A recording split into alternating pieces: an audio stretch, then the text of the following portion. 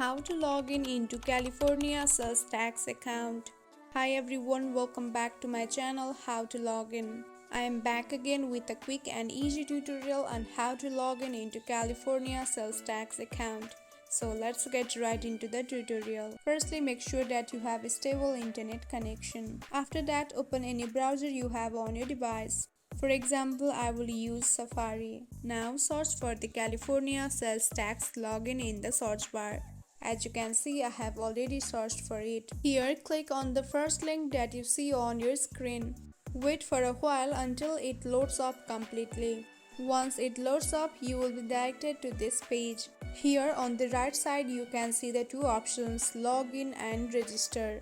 If you are a new user, you can tap on register, but if you are an old user and you want to log in into your account, you can tap on login option. Now you can select your language, whether you want it on English or Spanish. For example, I will choose English. Once you have clicked on your selected language, now scroll down and finally you can enter your username and password in order to log in into your account. And in case you have forgotten your password or username, you can tap on respective forget password or forget username option. And if you want to create a username, you can simply tap on sign up now option.